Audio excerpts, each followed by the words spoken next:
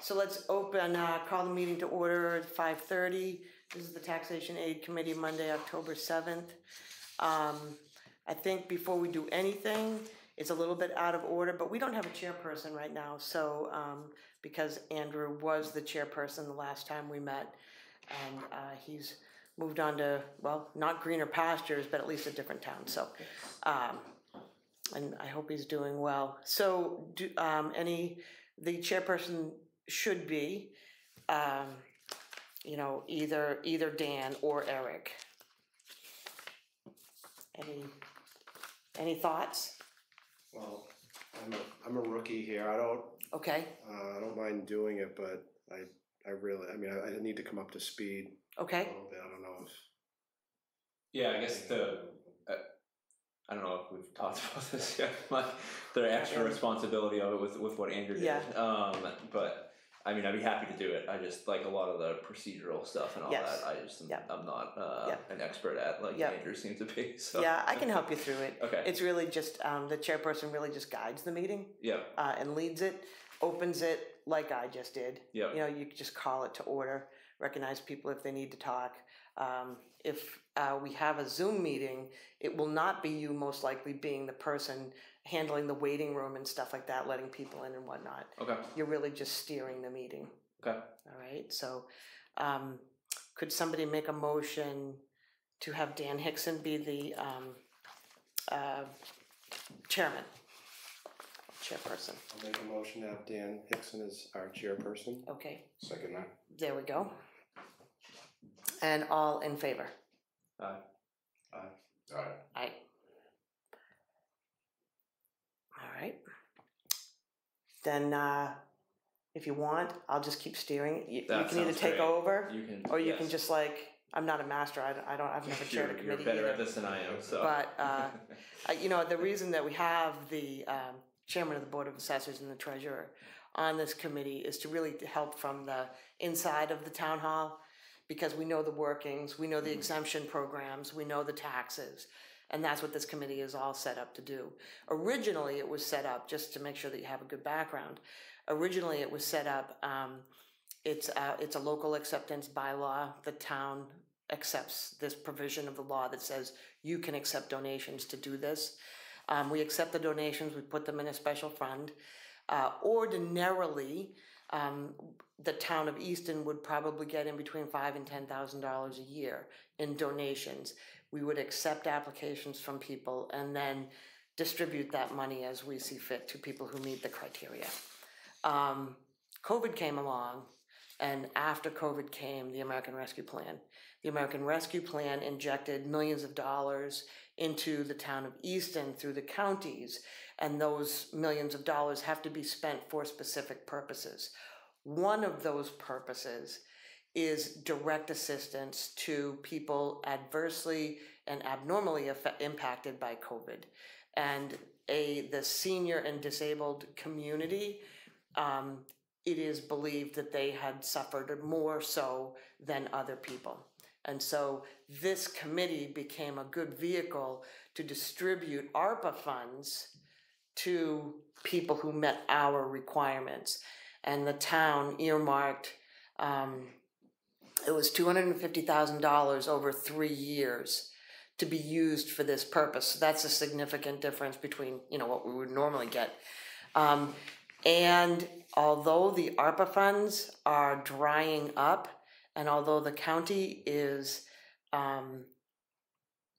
wishing that we had all the money spent, the town of Easton is getting an extension to the deadline so that we get another $90,000 is what we're going for this year. That was one of my questions. Yeah. Sorry. What? Yeah. So $90,000. And I have to leave it up in the air whether that will be the same next year.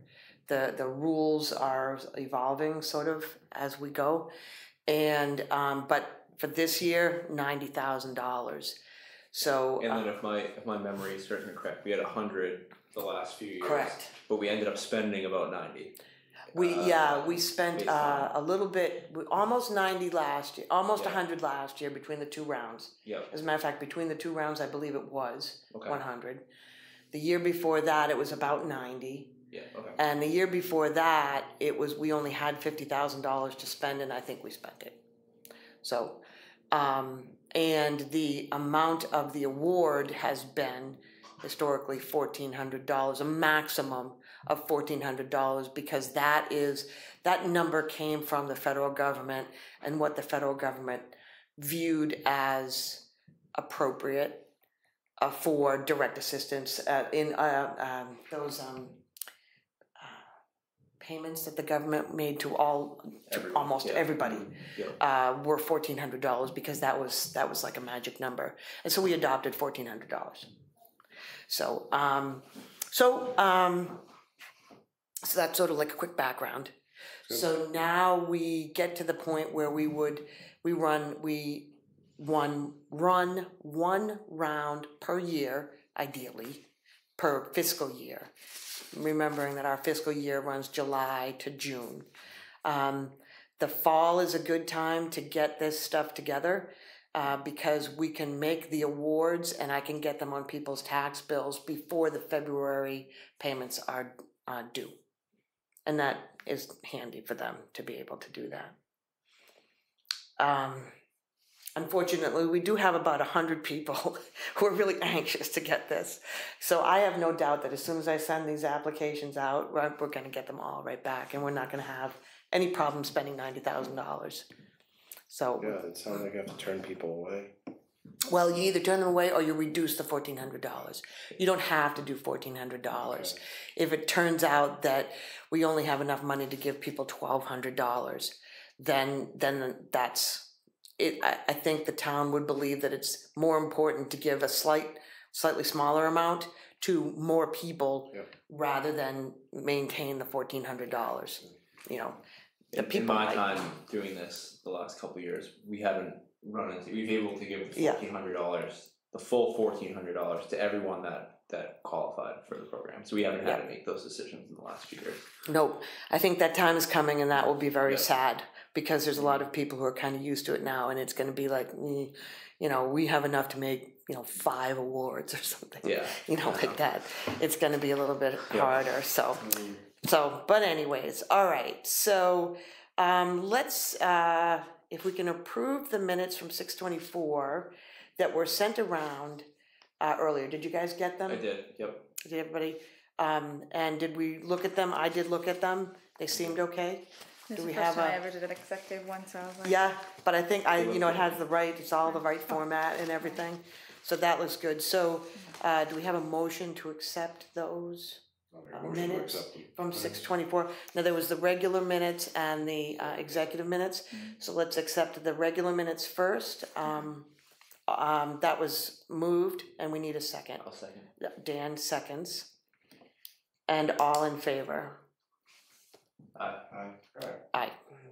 All right. And then the executive meetings also had been sent around, and I don't know where they are in my pile of things here, but if you saw them, the executive meetings, we should move to accept the meetings and not make them public. I still have questions about whether or not we're supposed to be making these things public. The executive session is where we met and we actually discussed individual applicants' names and I was curious of that. I have to admit, I was surprised. Yes. Yeah. Yes. So those executive minutes, I'm still trying to clarify whether or not we have to publish them. You're in executive session. Even executive session minutes are eventually made, public unless there's a reason not to. But I will have to find out. So for the time being, however, could we move to accept them as written but not publish them? All right. So there's the motion, and all in favor? Aye. Aye. All right. All right. So we did that and that. I had sent around the application. I do have copies if anybody wants to see it. Yep, that's the letter that I intend to send. Thank you. And a copy of the application with updated, I don't know if you want to have a copy too, but what's important to note here is, the letter is just it's just a blah, me making up words. But on the application itself, no changes to the definitions. These new income guidelines are exactly the same as what we used for fiscal year 24, except that they're updated. So it's the same data set, but they've been updated for 2024. Linda, on that was one of my questions. Yep. I had clicked the link below. Okay. And Yes. and I pulled up numbers, and they were different. Were they? Okay. So again, I put in Easton, like the Easton rating, Yes. MA HUD, Yes. metro area. Yes. And I took the low 80% income limits. Well, 80% of area median. 80. So when you pull that up, when I typed in Easton, Yep. it had 3 different categories: very Yes. low, Yes. extremely low, Yes. and low 80%. Okay. Yes. So I didn't know if that's what we were trying to pull here. Yes, and I thought that I had done the exact same thing, and it seemed to work. But and I could have definitely done something. that would be important. Like the one person household is 66,300. Is that what it used? That's what it used to be, right? Let me find our old. That sounds like the old rate. It could be. This says now. Yeah, 66.3. FY23. Is it FY24? It should be FY24. Alright, maybe it's just but that was the link here. Because this is 2024. Let me try the link again. Just to clarify, I want to make sure I understood this. So this number is 80% of the area median income? That's how people qualify? That's what we've used consistently, is 80% of the median income for Easton. It's Easton and another town. By using this link. Okay. Yeah, I just wanted to make sure. Yep. I'm re-looking now. I went through it again, and I pulled up the 23 ones. And for whatever reason, it's not letting me open the 24 data. But I'm sure you. That's kind of weird. Yeah. Because I did click that link myself, and I was like, it's giving me a server error. It could just be because I'm doing it on my phone too. But, it's something I can check too when I get online, but that makes sense. I have to pull last year's data. I think I just deleted what I was doing. So I'll check that. I can check that on my computer. I can just run into my real computer, not my phone, and check that if you want. Because we do need to be sure of that. If we could just triple check it before we send it out, and I'll click through it. I think that going through it last year, it felt like the right line. Like I don't feel like we were ever like, oh, this. Yeah, I was surprised that they did increase that much. That's an $8,000 increase for just the family of one, from 66 to 72 to 6,000, 7,000 with the 900. But still, that was that seemed a lot to me. But inflation's a real thing. But if to be consistent with what we're doing. I didn't have a problem with that. I agree with that. But I'll double check that the link is what I got it from. Okay. But if it were, I randomly chose the day of November 15th, 2024. There is some urgency with this round. The county is getting sticky about how they want to know what we're doing with the money. Okay. So I deliberately set a date of November 15th, which is pretty quick, so that we can get the applications in. And even if we don't have, and by November 30th, even if we don't have absolute final decisions made for every single person, I can at least provide a list that says, here's the list of people that we think are going to get money. Okay. And they will take that in order to sort of secure our funding for the year. The timing seems reasonable to me. Yeah. If I get these in the mail, if I get them in the mail this week, it gives people almost a month to bring them back. And like I say, half of them are chomping on the bit, ready to go. I did maintain the 2023 federal income tax submission. We Yep. don't have, of course, 2024. And everything else was pretty much the same. And I just updated our contact information. I had a few thoughts on the form itself. Okay, yeah. I'm very interested in your opinion on this, Okay. Linda, but obviously everyone's as well. Just, I was trying to think back through items that caused the most confusion as we were going through these all Yes. in the past, and if there's Yes. a way to clarify some of them. Yep. A few things that this is off of memory, Yep. was the income section, which is arguably the most important, right? 'Cause that's really the first Yeah, threshold we use, other than age, as well. But if I remember correctly, there was a lot of confusion around like monthly versus annual income, Yes. and some people filling that out yes, wrong. yes. And if it just simplifies it to just do annual income, or Annual, yep, then there's no question, right? Because I think some people circled monthly, but then they filled out Yes. their annual income, and we were like, and they had some trying to things make monthly, some adjustments. things Yeah. annually. Yeah. So that was one. If we just Okay, don't give them the option, Okay. and just say just Good. annual. Yeah.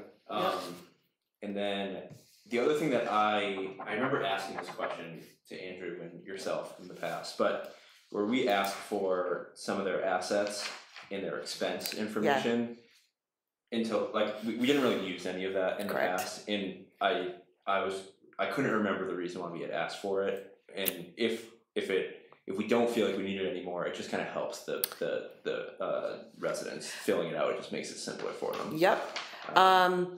That we can leave up to you all.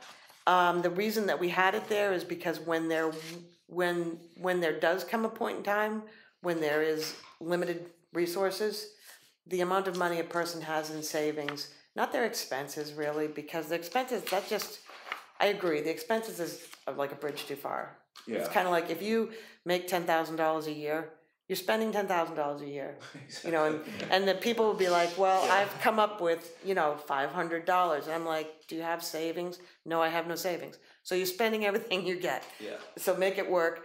And it becomes an exercise in silliness. So I agree. The assets, we could get we could not have them this time to simplify it. The next time, or whenever that time comes when we have limited funds, then we might want to put it back. Okay. That rings a bell. That makes sense. On the expenses, I would agree. Like I don't remember ever. There's not people that are making, to your point, $20,000 spending $200,000 a year. Right. So Right. But the assets I get, I don't know. I'm interested in others' thoughts on that as well. Okay. I mean, a lot of this you're taking in good faith, I assume, right? Absolutely. I mean, you're not really. Yeah. Right. Besides the tax return, that's really your only, like, official document, Correct. right? Correct. Right. Unless they Correct. get assistance from them, That would be a. from the Assessors. Some of the assessors. Yeah. Right. We'd have- Yeah. Which they have to. They have to yeah. file everything. Right. Yes. And I guess that the assets, like, let's say if we have $90,000 to spend this year, and we've approved enough people to spend $95,000. Yeah. Are we going to spread it equally, or if the fact that somebody has $500,000 in a savings account, are we going to not give them funding, right? Even though they Right. qualify based on the income limits, like that to me would be the reason to keep the asset information. Yes. But are we really Yes. going to make that decision? Like I don't know. That's a tough one. Yeah. I think because that might come into play somewhere in the near future, Yeah. maybe leaving the assets in, because there will come a point in time where we will have to decide, look, you've got $500,000 sitting there in your bit of information. Yeah. IRA or whatever. Maybe keep them used to filling. Yeah. it out. Yeah. Yeah. I think we could do without the expenses Okay. because they seem to just I would agree with all that. confuse people. Right. I would agree with all that. Yeah. And Eric, for your benefit, so we do get their prior year tax returns to help validate some of the income, but a lot of people, I think what you guys had found in the years before I joined the committee, they don't file a tax return. Yes. They don't. So the signature we've added here is like they're essentially them signing and attesting to the fact that they don't file a tax Yeah. return, which is very helpful. So Yep. we should definitely leave that. Yeah. Those are the only thoughts. All right. I had a question. I was curious. I know we asked for veteran status on here. Does that play into this at all? It does, because there's a separate fund for veterans. Okay. Yep. And in the disabled, there's elderly and disabled, and then there's a veterans fund as well, a discretionary fund. So if someone's a veteran, the money could come from somewhere else and not ARPA? That was actually, I don't know that would, I don't think veteran status impacts any of the taxation aid committee's stuff. We had it on there because the veterans agent was working with us, and we had a lot of that, and we had some commingling of things. But I don't think that for the taxation aid committee, I didn't think so either. I don't think veteran status actually impacts it. So,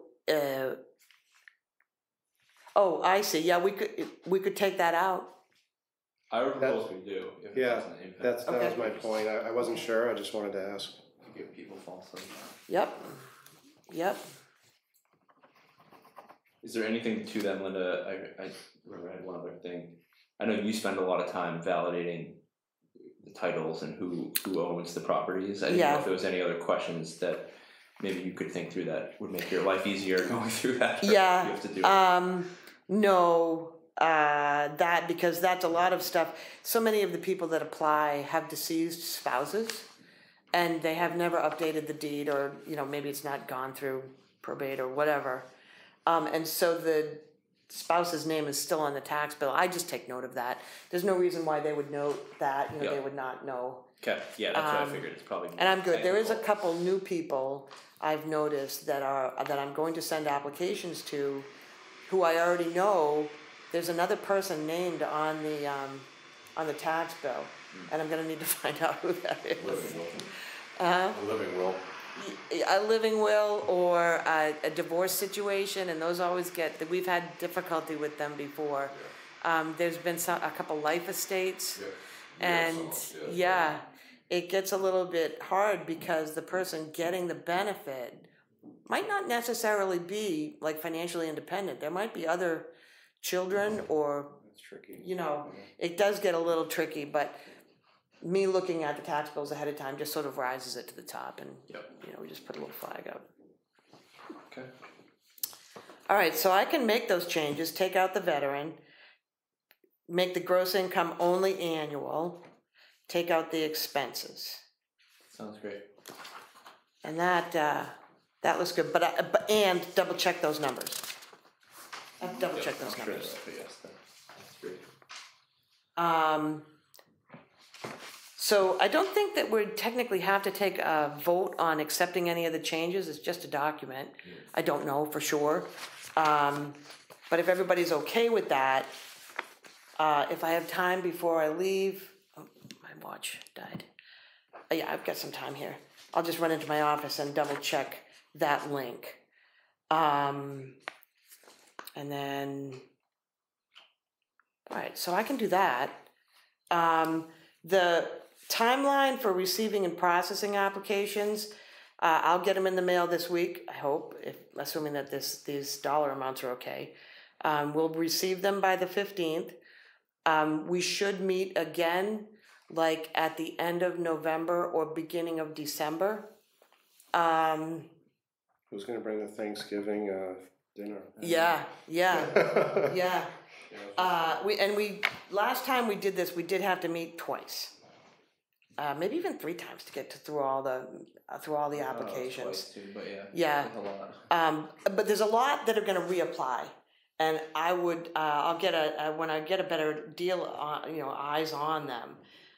If you're eligible once, the chances of you not being eligible with higher income limits and fixed incomes, the chances of you not being eligible again are pretty slim. So I'm hoping that we'll have a group of maybe 20 that will require scrutiny, and the other 80 are going to be easy. Okay. The spreadsheet that you had filled out in the past, and sending it out so we can look at it before the meeting was extremely helpful. Yep. So we that is have the ones. handy. Just having the ones highlighted that I had questions on, but we flew through the other ones. Yeah. Now there is one little problem. I believe I'm scheduled for some surgery right at the worst time. So I know I'll be out of commission for a little while. And I'm not exactly sure how I'm going to play into all this, but I'll just do my best.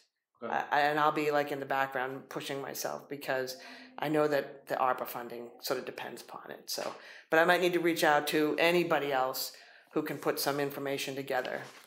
And I'll be talking to my staff, see if they can. What I had done in the past was I took all of the applications and I scanned them into one big long document, redacted socials and stuff like that, so that we could email them, because our email is not secure like a bank's email, your secure messages would be.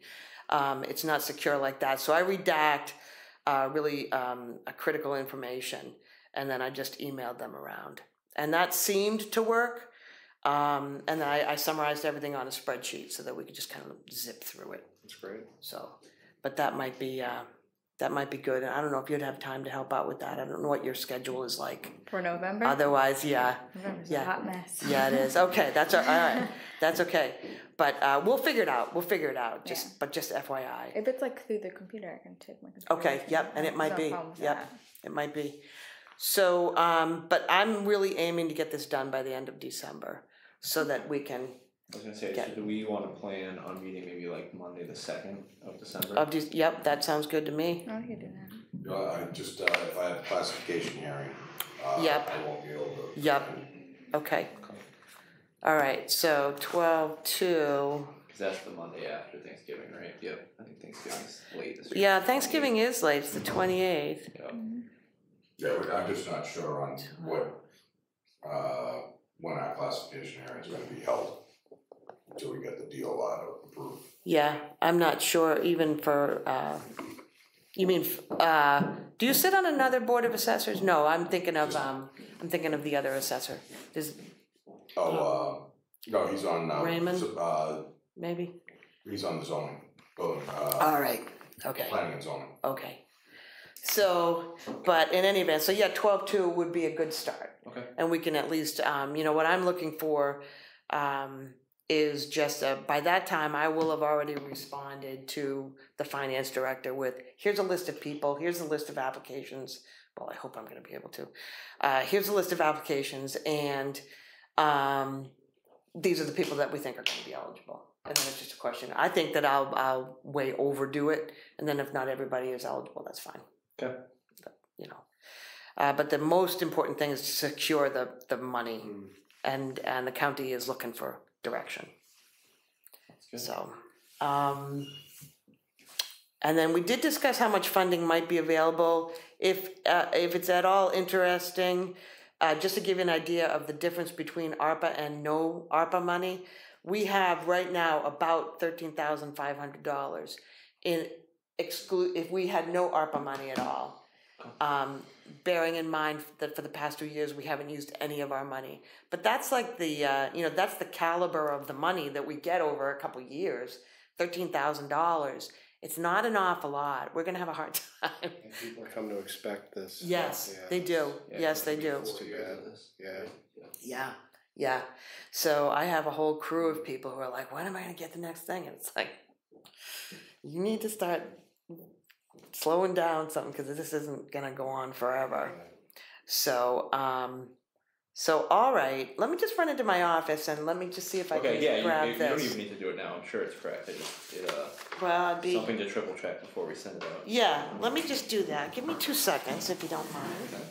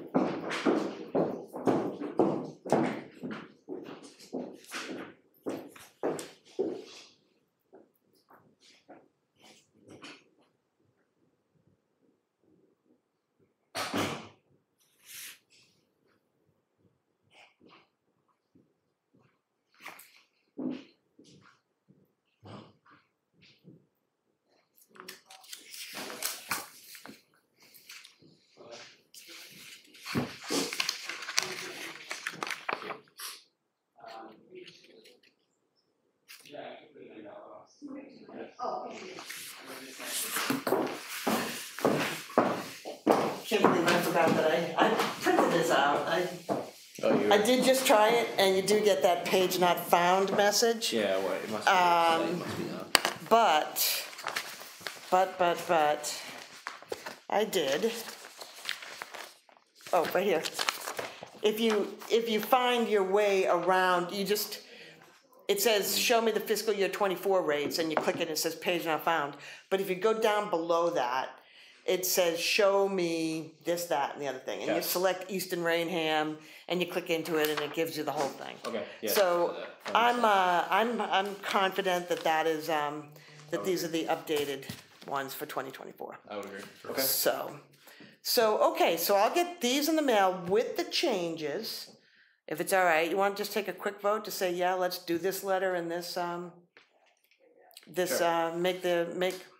send the letter with the application, with the changes to the veteran status, the monthly income, and the expenses.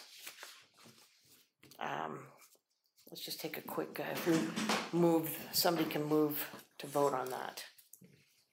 Yeah. So moved. Motion to accept those changes. All right, Second that. there we go. All in favor?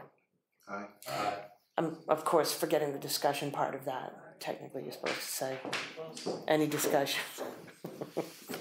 But I'm not very good at Robert's rules. So, but I think that's it. I think that kind of covers us. Yeah. Gets us started. We're off and running. Get the applications out there. Just start getting them back in. Mm-hmm. Before I leave, which should be at the beginning of November, I'll be able to get a couple in and start down the way. Okay. Yeah, and if you're out and need anything, just. All right. Yeah, same here, I'm organizing anything. Okay. Yeah. Okay. All right. I've got more than capable people being left behind for a couple weeks, so they can put all the applications in one spot if we need to do anything with them. So, but okay, I think that's it for me anyways. Yeah. Are you guys good? Yeah. That was quick. That was easy. Simple. Efficient. Yeah. Boom, boom. It's easier in person than to wait to Zoom. Right. Well, and you can sit around and talk if you want. It's just that I got to cut out to that meeting. Good luck. Thank you. Put that one up on this. Go get that 20 million. Yeah. 22 million. But Who's counting? yeah. So we should have a motion to adjourn. Motion to adjourn at. Again. 6:03. 6:03. I'll second. All in favor? Aye. Okay. Then have a great night. You too? You? And we will see you in a little while. I'll keep in touch. Technically, you can't discuss things outside of a meeting. But that doesn't mean you can't. I'll just, like I did with the application, just send it around and say, we're going to discuss this on that night. So we'll be in touch. Okay. All right? Thank you, Linda. All right. Nice meeting everyone. Yeah. Nice to meet you. Thanks for volunteering.